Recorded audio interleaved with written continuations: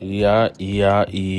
Big JTV, man. Like, comment, subscribe, everybody out there who's, just checking out the channel, showing love. If you're new to the channel, appreciate you if you just slap a like on it, you know what I mean? And if you are reoccurring on this channel, which is a low amount, and I'm not happy about it, but if you're always here on the channel, I appreciate you more than you know.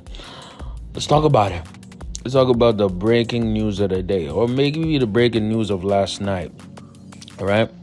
And that is Russell Wilson, okay? Getting that 1-year deal with the Steelers, bro. Yes, Russ is with the Steelers, and I kind of talked about this. If you watch some of my Unc and Nephew podcast episodes, we talked about this. We talked about the possibility of Russ going to the Steelers. Why did we talk about that?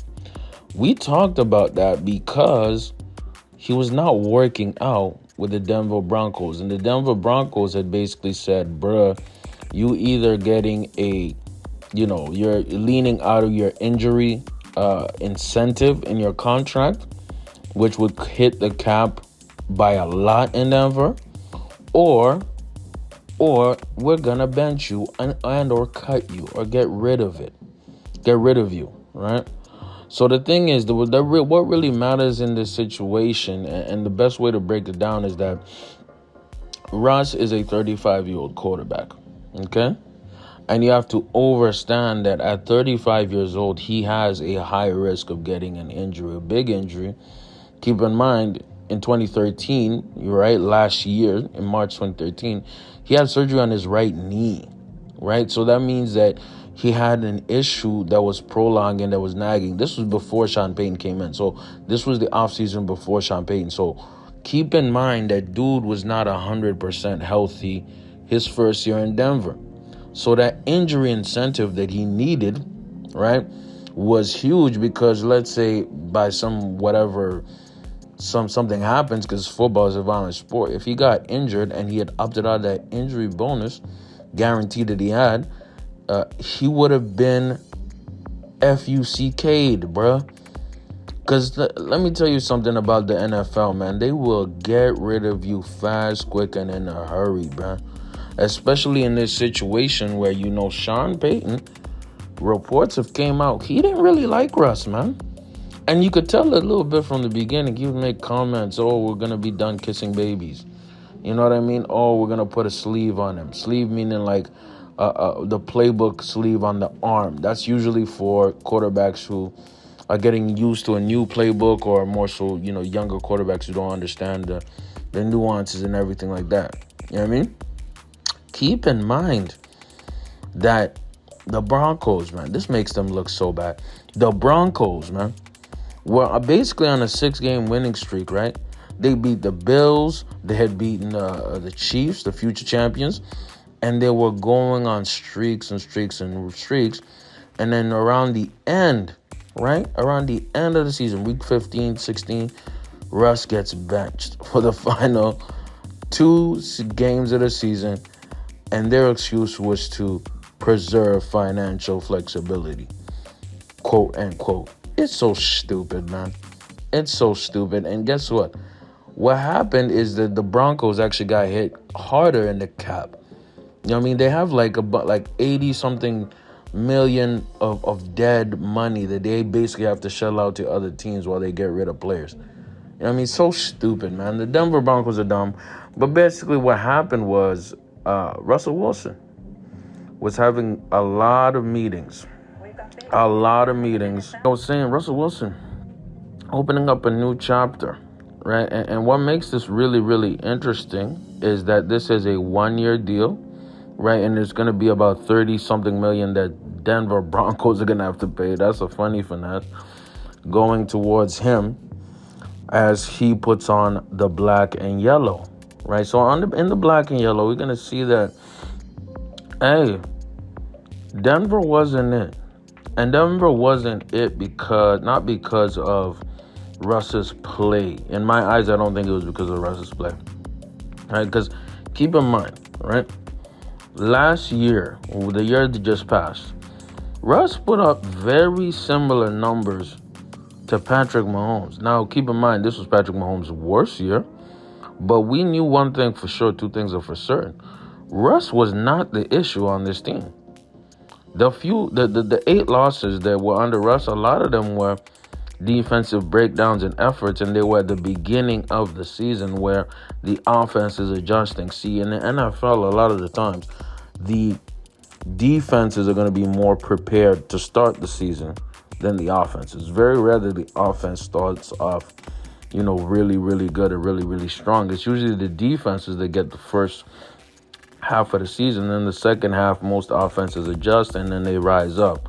You know what I mean? In general, the Denver Broncos were garbage to start the season. 71 points by the Dolphins, man. Like, take that in.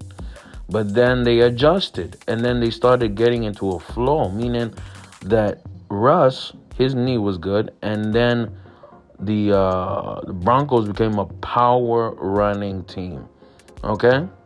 A running defensive team. So keep in mind, Russ put up 3,000 yards, okay? 26 touchdowns, 8 picks. Like, what? That's really good. You know what I mean? What he had is an issue. Sometimes he was fumbling the ball a lot. That was the problem. 10 fumbles, 5 lost fumbles. That was the turnover issue he had.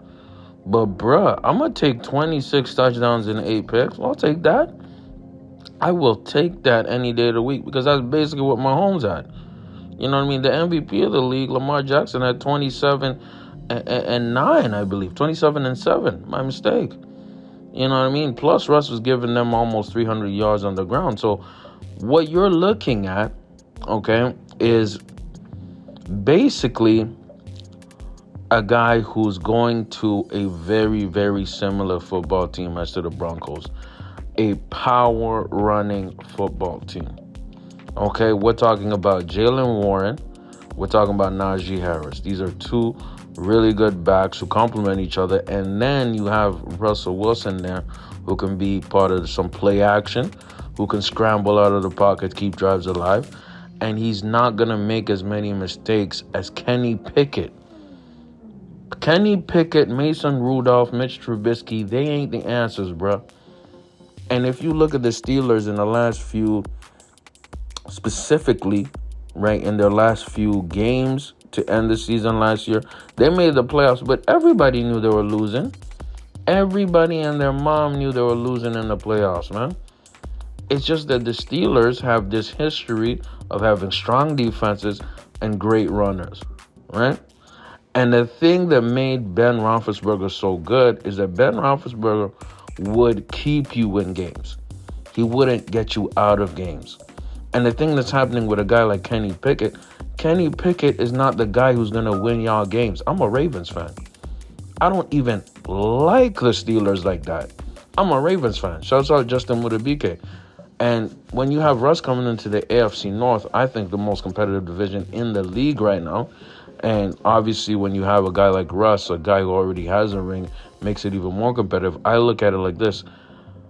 We're going to have a fun season coming up. It's going to be really fun.